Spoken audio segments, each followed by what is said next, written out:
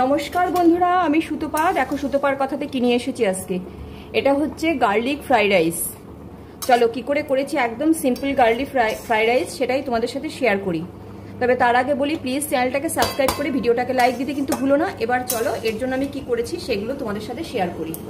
এর জন্য দেখো খুবই সামান্য কিছু জিনিস লাগবে, খুব বেশি না। এই যে চাল, ফ্রাইড রাইসের নর্মাল যে বাসমতি চাল হয়, সেই চালটাকে আমি 2 ঘন্টা আগে ভিজিয়ে রেখেছি। এই দেখো ভিজে ফুলে গেছে, একদম ভিজে ফুলে গেছে দেখো। আর চালটাকে পুরো ভিজিয়ে রেখেছি। এইবার এটাকে ভাতের জন্য বসিয়ে দিতে হবে। আর এদিকে নিয়েছি কিছু রসুন।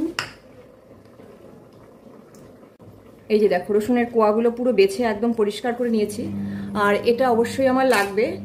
আর নিয়েছি কয়েকটা কাঁচা লঙ্কা, যে যার পরিমাণ মতন, আমি এই কটা নিয়েছি। আর এইটুকু আদা নিয়েছি, আদাটা ঘষার জন্য এটা লাগবে। তবে সবার আগে মেন কাজ হচ্ছে রসুনগুলোকে আমাকে কেটে নিতে হবে। রসুন কিন্তু ওই বেটে দিলে হবে না, কাটতে হবে। কাটার জন্য একটু ছোট করে কেটে নেব। রসুন কেটে দিলেই গার্লিক রাইসে সবসময় রসুন কেটে দিলে ভালো হয়। এই যে দেখো একদম ছোট করে, আমি যতটা ছোট করে পারবো কেটে দেবো। এই যে পুরো এই কোয়াগুলো সব কেটে দেবো। আর ওদিকে ভাত হতে হতে আমার হয়ে যাবে। খুবই সামান্য কিছু জিনিস লাগে, কিন্তু অসাধারণ খেতে লাগে। গার্লিক ফ্রাইড রাইস মানে অসাধারণ। এ তো অনেক রকম করা হয়, এটা তো আমি একদম সিম্পলভাবে আজকে করছি। সিম্পলটাই বেশি টেস্ট লাগে। আর মশলাটা তো ভালো লাগেই, সেটা তো আছেই। তবে আজকে আমি একদম সিম্পল যে গার্লিক ফ্রাইড রাইস সেটা করছি। এই দেখো সমস্ত রসুনগুলো আমি এরকম করেই কেটে নেব। এই যে ছোট করে কেটে নিচ্ছি। দেখো সমস্ত রসুনগুলো আমি কেটে নিয়েছি, যতটা ছোট করে পেরেছি ততটা ছোট করে কেটেছি। দেখো রসুন একটু বেশিই লাগবে।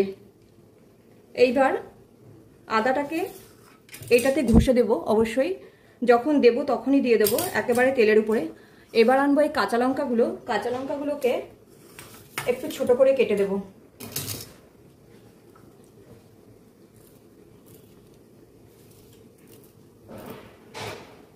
কাঁচা লঙ্কাগুলোকেও ছোট করে কেটে রাখবো।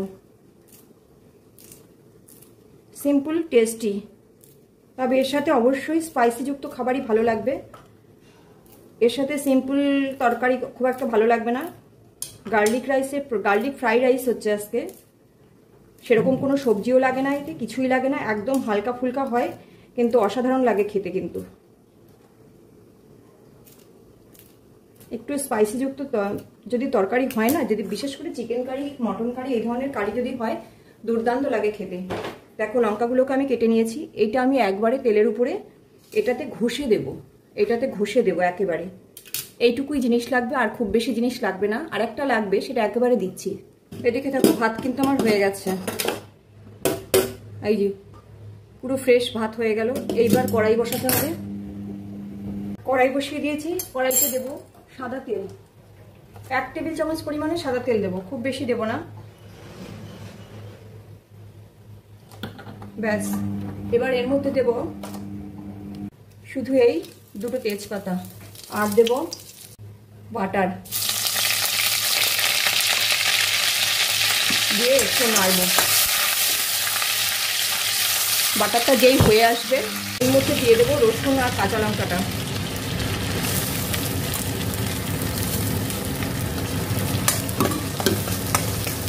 এবার এটাকে নাড়বো, নেড়ে রসুন লাল হওয়া অবধি ভাজবো। আর এর মধ্যেই দিয়ে দেবো এই যে আদা কুচি। আদাটা ঘষে দেবো। রসুনটা হতে হতেই আদা এর মধ্যে দিয়ে দেবো। রসুনটা আরেকটু হয়ে দিই। এবার আদাটা দিয়ে দিলাম।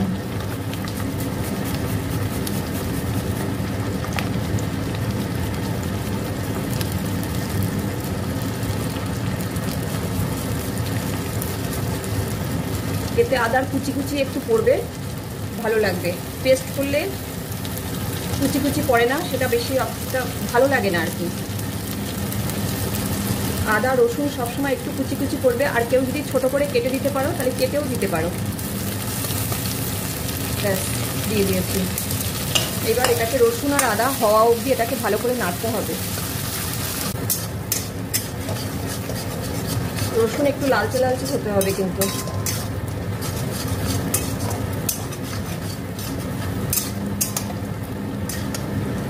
আর একটু হবে, সমানে কিন্তু নাড়বো। না হলে একদিক হবে না, সেটা কিন্তু ভালো লাগবে না। সামান্য কিছু জিনিসে এত অসাধারণ একটা ফ্রাইড রাইস হয়ে যায়, কিচ্ছু লাগে না, একটু খেয়াল করতে হবে শুধু, আর কিচ্ছু না। এই দেখো রসুনগুলো লালচে লালচে হয়ে এসেছে, কাঁচা লঙ্কা আদা সব হয়ে গেছে। এই অবস্থায় গ্যাসটা কমিয়ে আমি ভাতগুলো ঢেলে দেবো। এই যে সমস্ত ভাতটা ঢেলে দেবো।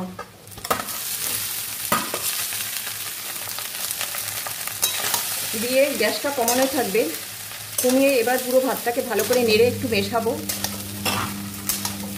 মেশাতে গিয়ে এইবার এর মধ্যে দেব লবণ।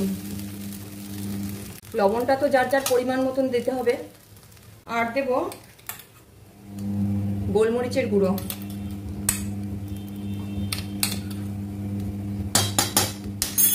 ওই 1/4 চামচ দিলাম গোলমরিচের গুঁড়ো, যেহেতু চামচটা বড়।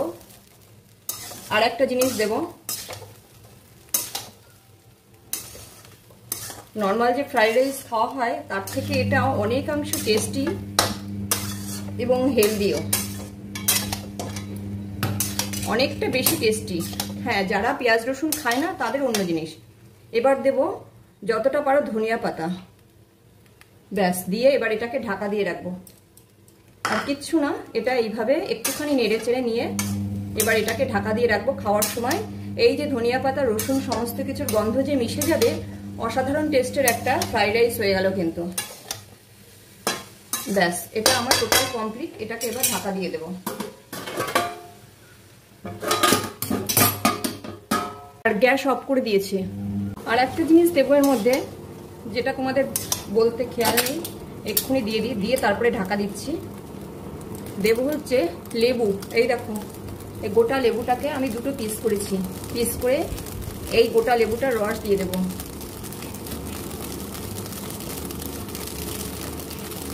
গোটা লেবুর রসটা দিয়ে তারপরে ঢাকা দেবো।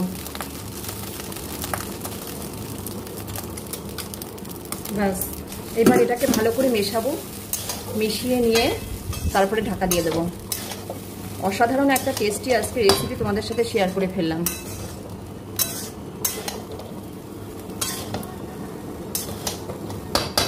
ব্যাস, এটা আমার টোটাল কমপ্লিট। এইবার পরিবেশন করার পালা। পরিবেশন করতে চলে এসেছি। দেখো, অসামান্য একটা রেসিপি আজকে। এটা শুধুও ভালো লাগে, তবে এর সাথে একটু চিকেন কারি হলে বেশি ভালো লাগে। আমি তো একটু চিকেন কারি দিচ্ছি, ওপাশটা একটু পড়েই গেল।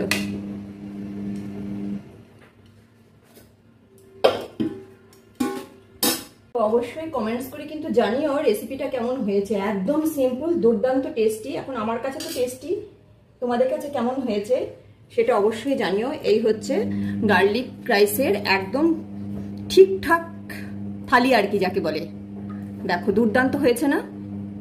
সবাই ভালো থেকো। এবার আমি এটা খালি করার ব্যবস্থা করি। সবাই ভালো থেকো আর আমাকে কমেন্টস করে জানিও কেমন হয়েছে। Tata, bye bye.